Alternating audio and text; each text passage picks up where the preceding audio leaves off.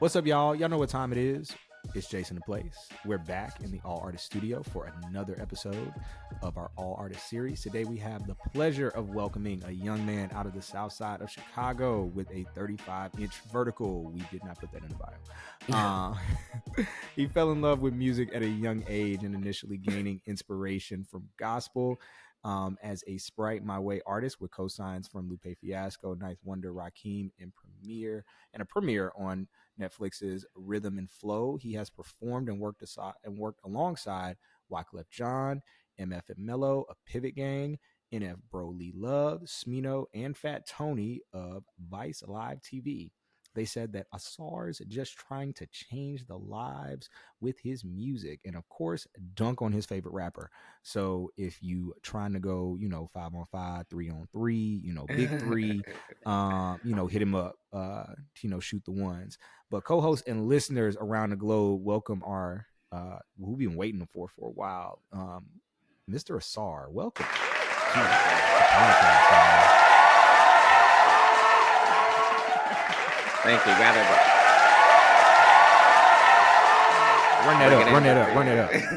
Run it up.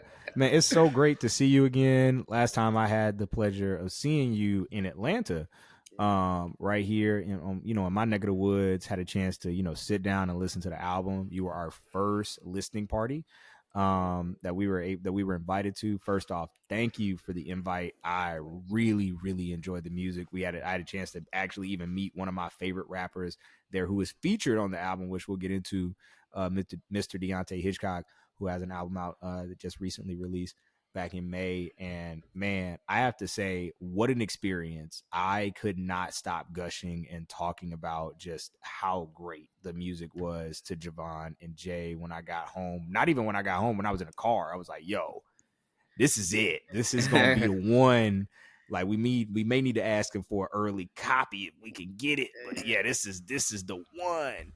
So I just wanted to first tell you, amazing project. Thank you for the opportunity. And then also want to wish you some congratulations, man. You booked and busy, dog. You with Finance, Joyce Wright, about to open up in Chicago tonight. How does it feel to, be back home in your hometown and then performing again, in your hometown? You just went on a crazy tour. Yeah, as you alluded to earlier, we just got done doing that 4-city listening tour for the album. And thank you again for all the kind words. You feel me? It means the world to me that people are resonating with this album because we put so much time into it. So much time and care. So to hear that means a lot to me.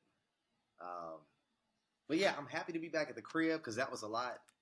What people may not know is I actually still work a 9 to 5. So you feel me? I was gone, had to come back, catch up on work. I work in schools, so we had to wrap up the end of the year. My buddy said, I'm a real man. Very real. Okay. Wrap up the end of this. Not you teaching the freedom writers. I didn't know you. Hold on. I got to save these kids. Hey, man, the job's not done. It's not finished. Okay. Okay, Kobe. Yeah, it was just it's been a lot. I'm happy to be back at the crib, but we still got a lot to do. Definitely excited for Joyce Rice tonight. It's funny. I'm literally sitting in the studio right now, and as soon as we get done here, I'm going right back to rehearsing before we head over for sound check. Yeah. So it's been a whole lot. And then Summer Smash Sunday, which is a whole nother beast. So it's been a lot. Talk about Summer Smash Sunday. Yeah. That's something I've been wanting to do for a long time, honestly. Lyrical has been a very supportive outlet of me for a very long time. I've been around Lyrical since like 2015, 2016 when they initially started gaining that crazy traction. Mm-hmm. And up until current, it just has never really made sense. But shout out to my homie Elliot Montanez, who really pulled for me actually to be in this year's lineup. And I do also think I'm at a point in my career where it finally does make sense for me to have a slot there and for me to really capitalize on it. Because I think had I been on it when I wanted to be on it, I wouldn't have had the correct material. Like I wouldn't have been developed enough as a performer.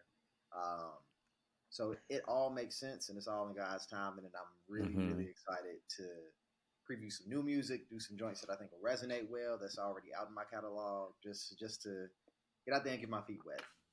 Yeah, man. And this is Chicago, like primary.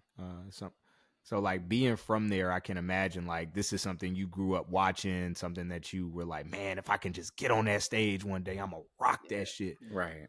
Yeah, And this is a big deal. This is a huge deal, especially being from the crib. Like lyrical, the Summer Smash is a rite of passage. I've had a few homies who have gotten a chance to perform up there.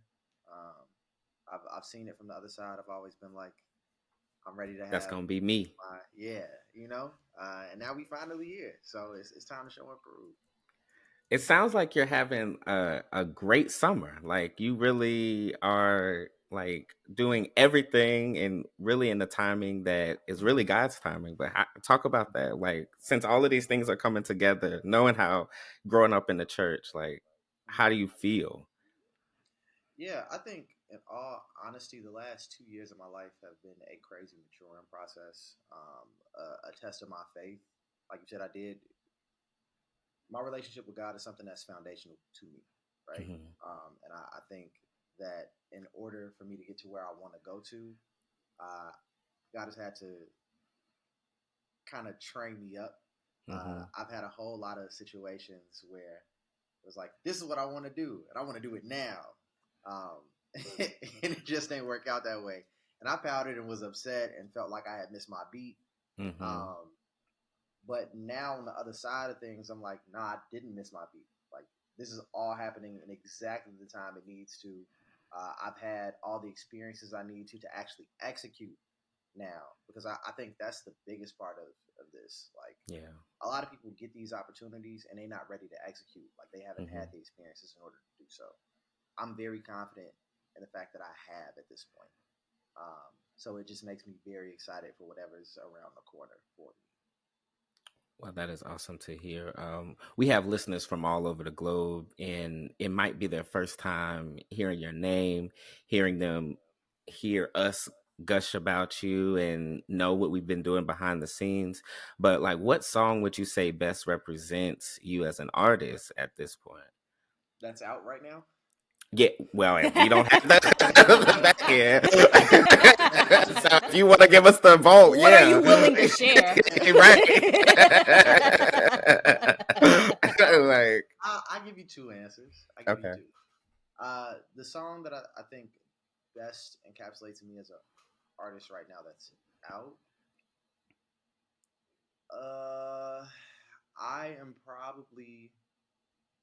I'm gonna say Homies, and the reason I'm gonna say Homies is because I think out of everything in my catalog, it's probably the most off kilter thing that I have out right now out of my catalog. Like I think a lot of my catalog before that was just very rap heavy. I wanted everybody to know I can rap. I can rap real well. Which we do understand. We got the point. We got that. We understood that very clear when we hit play on Don't They Rappers. Yeah, I appreciate you. You swim. No, that was something that I think I was really insecure about when I first started like doing music seriously. I was just like, I want everybody to know I can rap with whoever. It don't matter. And I think as I became more self-assured, it wasn't about that no more. It was like, I want to make the best music, and I want to make music that makes me feel good, and I think that carries a message. And so I think Homies was the start of that transition for me, which is why I picked that. Out of music that is not out yet. Yeah. There is a song on my album that is called Poster Child. Oh, okay. I know that one. That's a good one. That's a good choice. Yeah, and I picked that one because it's literally my story to this point. Like it describes the highs, the lows, what it took to get here. Like we lay it out very thoroughly for you. Okay. So that's why I choose that one. So, well, we can't wait to listen to that. Yeah, right. I'm super excited for them to actually get into it. Like the one thing I wanted to ask, I'm like, can I get a jump drive, man, before I leave? That's what I'm talking about. I ain't gonna put it on the internet now. You know what I'm saying? I'm just gonna add it to. I'll say this though, you ain't got much longer to wait. I don't. Okay. I know it's like Okay. end of the week, right? Yeah, not much longer. So the first song I actually heard was "Don't Date." Wasn't "Don't Date Rappers." It was actually "Love" back in 2022, while digging through the internet, for your records. And so, tell me the rapper and the artist that you've evolved into since then. Like you talked a little bit about, you wanted to show the world, like you for the longest time, you're like, I want to show niggas I can rap. But you wanted to expand, your palette and also show people the range that you had as an artist. So over that time, like even from 2022 to now, there is a lot of growth there, and I can tell like from listening to the album, from listening to that single, there's obviously been an evolution. So, and this is your story as well. Like that album is, telling your life story, and which I really did feel was I resonated a lot with, like the coming of age story style of it. So just tell us like what's been what that evolution has looked like, what you documented it yourself. Yeah, I think that evolution has looked like vulnerability. Mm. I think that the biggest blockade for me as an artist has always been I'm not vulnerable enough. And by vulnerable, I mean I've always been able to tell how I feel about things that are going on around me, but when it comes to me talking about myself, I immediately shy up. And I was very, very intentional with writing this of of really telling my own story. I wanted everybody to know who I was after this project was done. Like when you listen to this, I want you to be able to say, "Oh, yeah, I can tell you who Ausar is as a person. I can tell you what his brand is. I can tell you what he stands for, what he struggles with, what he excels at, like all of that." And I think that's also why it took so long for me to get to the point where I finished an album, because I had been there was an album that me and homie Ro was my producer, engineer. Ro does everything. I don't really even know what to describe Ro as. Anything involving the making of music or just me as a person, Ro has been a part of. But we have been working on an album since 2016 that we completely scrapped in 2021. Mm-hmm. Um, Not a single song from that era made it onto this project, and it was because it just wasn't telling my story enough, and it didn't resonate with me. So I had to make a hard pivot and really get vulnerable in order to do so. Mm. Beautiful, man. Really do appreciate that. So on "Don't Date Rappers" in particular, right? That was the first single for this album. You put up kind of a warning sign to a lot of the single women. Um, is that a true story? Because it did sound very. I remember when you played it at the whatchamacallit, we were thinking like, this is very Atlanta. This sounds like it sounds like a classic Atlanta rapper story. No, yeah, there is no cap in my rap. You know what I'm saying? No pun intended. But yeah, Literally, I get it. all of that is based off of true events. I kind of have been in a place where I've had to question and second guess. What are your intentions and why are you interested in me? Like, are you really interested in me? Are you interested in what you potentially see me developing into, or what it looks like around me? Like, what is it? And after a very particular situation, I was just like, you know what? I'm gonna write about this, Mm-hmm. and that's how we got there. Got to, as an artist does. You feel me? Deontay Hitchcock in the All Artist Studio veteran Dende has appeared on on the album, right? So tell me about how you connected with them. Yeah. So I'll start with Dende. I met Dende for the first time in 2021. That was the first time I officially met him. We had been like internet homies for maybe a year beforehand. Um, During the pandemic, there was a whole Mm-hmm. cultivation of like a community online, specifically on Twitter. Mm-hmm. Uh, Everybody got really close. That's how me, Chris Patrick, Dende, Byrie, a whole lot of other artists, Geogenesis, if you're familiar, like all of us got cool during that time period. But I met Dende at this artist lock in New Jersey, um, and we immediately clicked because Dende is a character. Yeah, I bet. Yes, he is. I bet. We picked that up real quick, man. He was a lot of fun. When he showed us the Dende tattoo, that's when we knew we were like, yeah, we're in for It was a an adventure. SpongeBob tattoo, wasn't it too? He had a SpongeBob tattoo. He had a SpongeBob tattoo. Yeah. But when he told us the meaning of the name, because we were like, is this a Dragon Ball Z reference? He was like, absolutely. We're like, oh, yeah, we like this guy. We like this guy. Yeah, Dende, that's my guy. But that's one of the things I really rock with about the album. Like, my homies are on here. Everybody involved in the process, people I really rock with in real life. Deontay is somebody I didn't meet. When did I meet Deontay? I probably met Deontay in person last year. But Deontay and I got in tune off of mutuals like Chris and Dende, and he heard my music just on the timeline and immediately was showing love. Like, it's just like, there was a point in time where I was seeing beats on Twitter, and if I saw a beat on Twitter, I would just rip it off of Twitter and write to it and throw up a verse in like an hour. Yeah. And so he saw one of those and was just like, this is hard. And we connected, and you know what I'm saying, we've been cool since. He's actually going to be out here this week for a show at the venue I'm going to perform at tonight. Yeah, because he's on. His Once Upon a Time tour is going on right now. Yep. The album is very fire about it. Yeah, the album is amazing. Listeners, make sure y'all go check that out. Once Upon a Time with Deontay Hitchcock.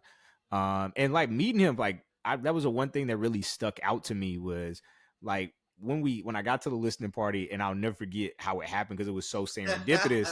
Like, I walk in and I'm like, yo, I really like this song, Don't Date Rappers. And, you know, because I wanted to listen to the most recent single. I played it like 3 times driving there. And then I get there, I said, man, this sounds a lot like Deontay. And so I asked him, like, man, do you listen to a lot of Hitchcock? Like Deontay Hitchcock, man? I'm like, I hear a lot of similarities because I always think about, like, what is this similar to, or is this something I've never heard before? And he was like, actually, Deontay's right there. And I'm like, nigga, get the fuck out of here. Deontay ain't right there, because I hadn't seen Deontay with dreads yet. So I had no idea that was him.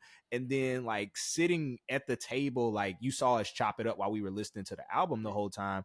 And I could just really hear, like, that he really fucked with you. Like, y'all, like you just said, y'all were really homies. Like, even when y'all were talking about the verse, like, after the track played with him, you're like, damn, that nigga went hard. So it was really cool, like, just seeing y'all interact with each other, like, and being proud of each other. Like, also, like, him seeing you and saying, like, damn, like, this, yo, you put your foot in this, bro. Like, and seeing your, like, so I can imagine, like, when your peers are affirming you and uplifting you, that's got to be a really powerful moment, because as you said, like, the pandemic brought us a really, really close together on the internet. A lot of people became friends that probably would have never became friends, you know, seeking for connection. And then I never even thought about it from a musician standpoint and a creative standpoint, what type of creativity that could bring. Like you said, like 2016, you scrapped that whole album. Like, that's pre-pandemic, and like none of that music made it. So it's like this transformation and cohesiveness that took place post really just shows another, you know, evolution of your growth. I do have a question though. Like, how has it been growing your fan base? What has that been like, and what have you like tried and failed at? You know, a lot. We've tried everything. We just have thrown everything at the wall and seen what stuck. We've it's so funny because everybody preaches volume nowadays about content. Content is king, for sure. Content is king, but everybody preaches this consistency thing where it's like we should be dropping back to back to back to back to back, like staying in people's faces. We tried that. That don't work for us. Like, it just doesn't. That's not our brand. That's not how we've built our brand. It's just not. And we've tried it. I did a little EP before the album that I would actually be pleasantly surprised if any of you all heard, but it was wow, I'm forgetting the name of it. The Flight of the Bumblebee. Not Flight of the Honeybee. Honeybee, right? Okay. We did something called the Traveler's Guide, and the Traveler's Guide was just a series of 4 singles that we put together that didn't make the album, that we rolled out with visuals, and we had full rollouts for. I think it was very telling and it was cool, but it felt rushed. It felt like we were trying to keep up with the Joneses. It felt like, you know, like we just trying to stay in people's faces. And being on the other side of things, like now I definitely understand what works for me. I think we've always been very intentional about the art that we put out. We've taken our time. We've been delicate with it. We've always tried to do things differently and as creatively and artistically as we can. And I think with this album, we've done that. I think we also, fan engagement is huge for us. Everybody's support means everything to me. So I don't mind sitting chopping it up on the timeline, having a good time, like DMing people personally, sending out snippets, just making sure people know I'm human just like you are. Like, your broadcast channel is always live. Your broadcast channel on Instagram, it's like I be going over there to hear what you said. You said something about Fritos, the barbecue Fritos are the better ones than. I just had a bag. I mean, and I remember when broadcast like dropped, and I was like, "What the hell is this for?" And then like you're using it well though, but you're using it really, really well in the way that you're connecting with your fan base, and I think that's really, really dope. I appreciate y'all. I do have a question about though that album, that complete album that you scrapped. Do you think that any of those songs will ever like see the light of day, like a archive collection type moment? Because I know a lot of artists are like, they like, some people we've had on the show, they're like, that's not me anymore. I can barely even listen to it. Blah blah blah. Blah. Like, where are you at with it? The honest answer is most of it, absolutely not. But maybe a couple. Do you think any of those joints from? Not you gonna ask somebody. he really asked me. Ro said what they say. Okay, got it. That's Ro. Right. Is that Ro who I met? No, Ro. You met Will. Oh, I met Will. Yeah. Ro was who I was. Tell Will we said what's up too. I thought yeah, because we love Will. We fuck with Will. We fuck with Will a long way. Yeah. Gotcha. But also among the list of artists that you work with was Wyclef Jean, of course. That was what, back in 2019? 2019. Right. Yep. So as the artist you were then, what was that experience like for you? Oh, that was crazy. I was still in college at the time. I literally had an 8 a.m. to go to the next day after meeting him. It's real. I called. So here's how it happened. He came to U of I, because I went to University of Illinois in Champaign, Urbana, for a show. During that show, in the middle of it, he was just like, who want to get up here and do a cipher? And I'm fake nervous. I'm halfway raising my hand. It was a lot of my homies who were in the crowd with me. And everybody was like, him. So he picked like 5 of us to get up there and go rap. Everybody ended up picking me as the winner. We were supposed to do a cipher at the end, but then he stopped and was like, actually, do me a favor, go talk to my people in the back, give me your information. We're going to look up some of your music. If we rock with it, there's an album that we're working on that I might want you to be a part of. Oh, wow. This had happened to me once before with an artist who I will not name. Okay. You can tell us offline. We can do that. Okay. But essentially, like, I didn't think much of it. I was just like, oh, okay, that was a great opportunity. Like, it's cool content. I'll post this. I got to rap with Wyclef, blah, blah, blah. He hits me the next day. It was like, yo, heard your stuff. Rock with you. Well, one of his assistants at the time hit me. Was like, Clef, want to talk to you. This man calls me from a New Jersey number because I got the message while I was in my community health 305 class. That's got to be surreal as fuck. Yeah, like I didn't pay attention for the rest of the class. I wouldn't pay attention no way, but I super well. As you could. Like, what? I'm not gonna lie. I would have probably got up and walked out. I'm like, I see Professor, you later, please. Up real quick. Let me sort this out. I gotta get to the music. Let me sort this out real quick. What's even crazier is that's one of 2 times that it happened that year, because I got that message while I was in class for Wyclef, and then later on that year, when I auditioned for Rhythm and Flow, I got the confirmation that I was going to be part of it while I was in one of my classes. Oh, wow! So basically, what you're saying is you're going to stay in the books, right? Because something magic just keeps happening every time you in class. I got you. Yeah. You just gonna you got to put up a. I was going to say, you got to put up a rap. You got to get a song of you in the classroom and some class bells going off or something, because it's a story there. It's a story Surely, there. yeah, Look, surely I you don't and know. Will can work that out. I was gonna say. You know what? Well, we're gonna simmer on that. But while we do that, is there anything else that the listeners can expect from the album and the story that you are trying to tell in this particular album? Expect the unexpected. Like if you are anybody who has been listening to me for a prolonged period of time and you think you have a grasp of my sound, don't. just Ooh, just don't, love that. because I think we give bits and pieces of what you've heard up until this point, but we also have been very intentional about being very versatile in our approach, the type of music we've made for this, and we're going to continue to make from this point forward. I think I was starting to get put into a little bit of a box based off of what we had released, and I think we pretty much broke out of that with this. Good. I definitely. Does that feel good for you? Does it feel good to be on? Okay, all I right. know. Just Y'all wanna hate a make sure. fucking box. Y'all, Yeah. y'all hate a box. Y'all No, nobody hate like a box. I Oh did have my god! That's This is the clear indicator that you have been put in a box. When producers start sending you beats and they all sound the same, That's when it's a box. that's how you know you in a box. That means you need to elevate your craft. Yep. I was gonna say one more question, because when I was reading your bio, Lupe Fiasco and Knife Wonder, those are Chicago legends. You know what I'm saying?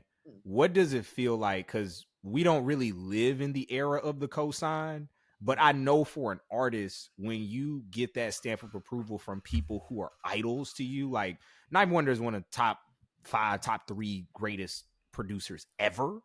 You know what I'm saying? And then Lupe, what can we not say about Lupe? You know what I'm saying? Like, changed the generation of like artists and like how they approach rap music. So I just want to ask you, like, what does it feel like? And Rakim, one of the greatest, top 25 rappers of all time.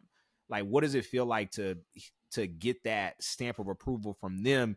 Even though, like, we don't live in the 2010s where, cosigns are everything, but as a person that's from that city, when Lupe tells you, hey, nigga, you got next. How does that feel, man? Especially with the album coming out now. Yeah, I mean, so each one of those interactions was different, and it's kind of crazy because both Lupe and Ninth. Well, Lupe's was also a little different, but Ninth came from Clubhouse. It's crazy. Dog. Yeah.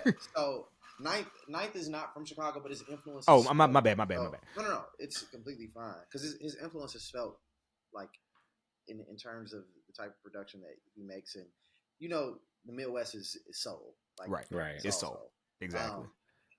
And so, essentially, a homie of mine, we were on Clubhouse just doing anything, and as they did on Clubhouse, she changed the name of the chat to Kendrick versus Drake, I think. And we were in there just fooling around, and like I looked down, I'm like, bro, is that Ninth Wonder? That's usually how it goes in Clubhouse. Like, you look down in the audience, you're like, hey, wait a minute. Yeah. So instantly I text her, I'm like, gee, bring him up here now. Like, at this very second. Brought him in, he talked to us, chopped it up for literally like 30 minutes. And one of the things he said that stuck out to me, he was like, yeah, when people DM me, I listen to everything they get sent to me. I was like, okay.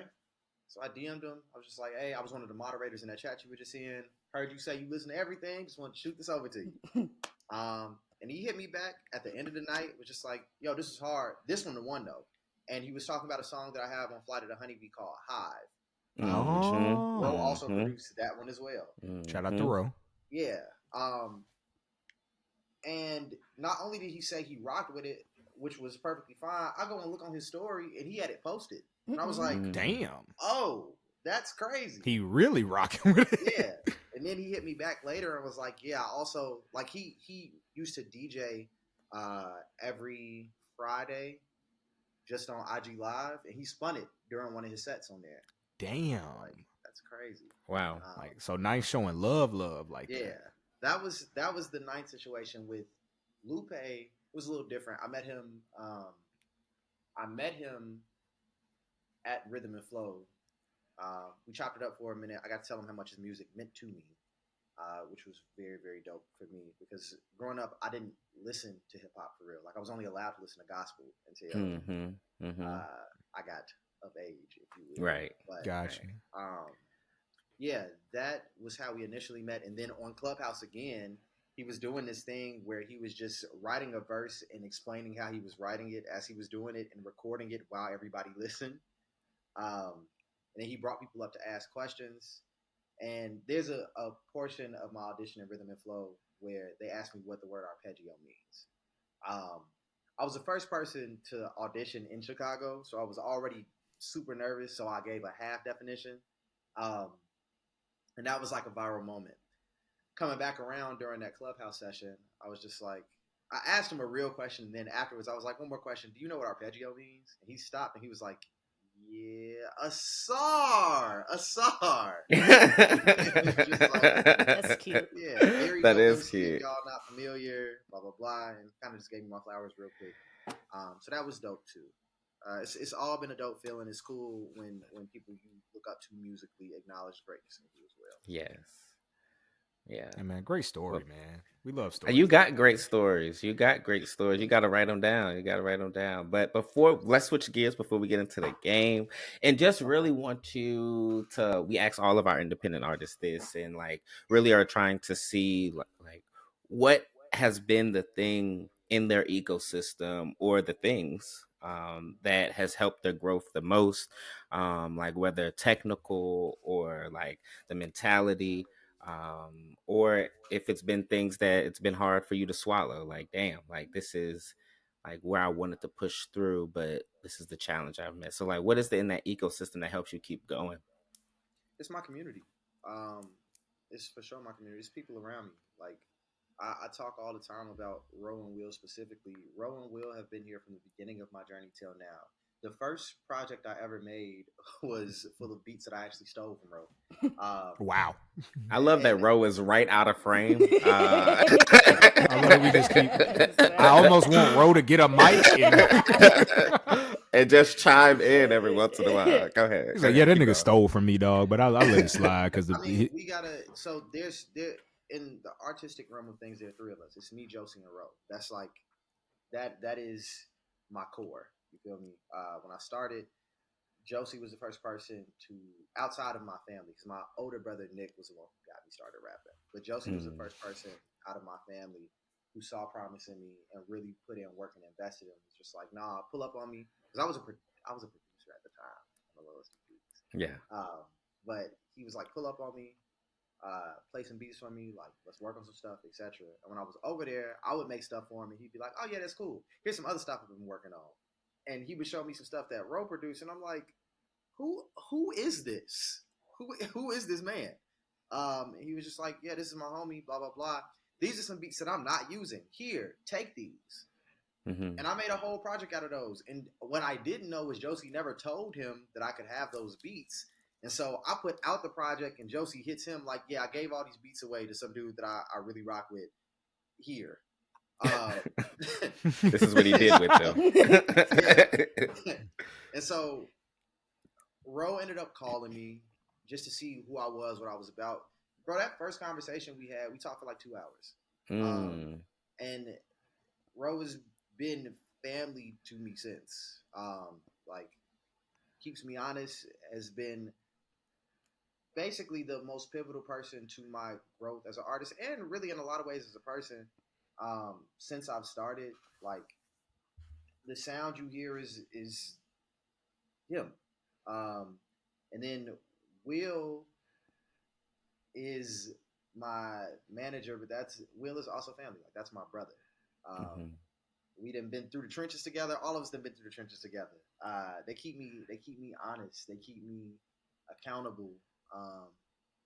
And when I can't find the motivation for myself, they're the ones who keep me on my toes. So I absolutely attribute it to them.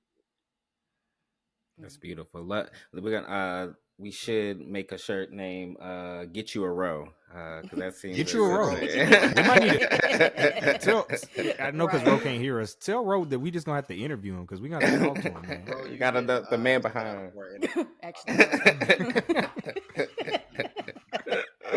Want want to get Love into some of that. these beats, man. Like y'all really sound. It sounds so cool. Like I love when producers and rappers like really have that like Batman Superman relationship. I don't like saying Batman and Robin because I really feel like that's like the real teamwork is like you taking this like one superhero and another and like really combining it. Yep. Like that producer is really like that Batman, that man behind the chair who's like really trying to figure stuff out, and that Superman is that guy in that booth who puts that cape on and says it's time to go fly. And so it's really dope. I think about Smino and Monte, you know, I think about Ninth and Jay, and Roll and Ausar, you know what I'm saying? So that's incredible company. On that note, it is time for our game, our highly anticipated game. What is this? Maestro Mystery, excuse me. We have selected some famous R&B and rap artists and prepared a list of clues and descriptions. You should be nervous, so This go is ahead. Your objective is to guess the artist based on the clues provided by the host, which will be myself. You'll have a set time limit, two minutes, plenty of time depending on your ability, and to guess as many artists as possible. Okay, so if you're unsure about a particular artist, you do have a skip card that you can use. Skip cards are unlimited, but Javon's going to keep the correct number of guesses. Yes. This is scary. Yes. This is so scary. Okay. And I got you on time. All right, we are set and begin. A talented artist who blends R&B, soul, and hip-hop influences in his music, known for songs like Anita and Amphetamine. Okay. A fast-rapping artist from Chicago known for his rapid-fire flow and tracks like Slow Jams and Adrenaline Rush. A globally renowned rapper, producer, and fashion designer hailing from Chicago, known for his innovative... A legendary rapper, actor, and activist from Chicago known for his Got it. An R&B singer from Chicago known for his smooth vocals and hits like Birthday Sex and Don't Tell Him. Jeremiah. A talented rapper, poet, and songwriter known for her jazz-infused style and impactful lyrics in songs like Diddy Bop and Song 32. No name. A Grammy-winning artist who gained recognition with mixtapes like Acid Rap and Coloring Book. Known for his distinctive voice and energetic flow, this rapper has delivered hits such as Stand Up, Move Bitch, and Money Maker. He's also... Okay, we got it. Right. Formerly known as Titty Boy, the rapper gained this Atlanta-born singer and dancer has delivered chart-topping R&B and pop hits such as Goodies, 1-2 Step, and Level Up. Hailing from Atlanta, this rapper gained popularity for his raw lyrics and unique delivery. His notable songs include Bank Account, A Lot, and Rockstar. Come on, 30 seconds. Skip. This rapper gained prominence with his debut album, I'm Serious, and went on to release hit singles like Whatever You Like, Live Your Life, and Dead and Gone. And he's considered... This R&B artist, known as the Queen of Neo Soul, has hits like On and Bag Lady. Oh, there we go. That's it. With 3 seconds to spare. That's it. That's 12 out of 13. That's 12 out of... You missed 21. 21 Savage. Oh, okay. That doesn't just did. It looked like you was trying to say it. It looked like you was trying to say 2 or 20. And I was like, come on. I was going to throw it up. But, 12 out of 13 was, Yeah, I think that's a record. You set the record. That's a record. Yeah, that is. You better have a great... You beat them there. Yeah, you locked it. Well, they did a different... he did a different game. Then they did a different game. But you did answer more questions. So you can text and be like, I beat you on Let Me Get My Headphones. Sort of. But it has... through the Chicago joints. Yes, yeah, you did. That's what we was hoping for. I was clinching to make sure, like, you was gonna hit them because I was like, damn, I don't want to expose you just because you having an off day or something, But it would be real funny if you don't get one of them Chicago answers and then one of them see this interview like, damn, you nigga, you don't know me? You didn't know what I said? But before we let you go, it has been a pleasure again, Ausar, to have you in the All Artist Studio. Like, this is probably one of my favorite interview so far, and hasn't even been released yet. So like, very insightful. Love the mind behind the music. Makes me feel even more closer to it. So for artists, I mean, for listeners around the globe that want to be closer to you in the with the broadcast channel, tell them how to get involved. Tell them how to stay in touch with you. They can't be the top 3, but like, how can they be a fan? For sure. You can find me on all social media at Ausar Music, AUSAR Music, and on all streaming platforms under Ausar. And when the album coming out, man, and tell us the album title. The name of the album is Ink, which stands for I Now Know. And it is dropping. I can't give you a date, but what I can say is next month. Okay. We got you. We got a July baby coming on in. We got a July baby. We got a. Is it is it a Cancer or is it a Leo? Here's what I'll say. If this will help you at all, it's not immediate. We got one more single for y'all before. Okay. So okay. All right. Wait, cool. is it the? Wait, hold on. Is it the one that sound? Is it the church single? The one that sound? No, it's not that one. That's the one. That's the one that went up. That I was out because now I'm wondering which one is it. Now that I've listened to the album, like okay, I'm excited. Well, we gonna play guessing games in green room, but we're gonna let you go. And really appreciate you for coming by. So with that, y'all say bye. Bye, y'all. Bye, y'all.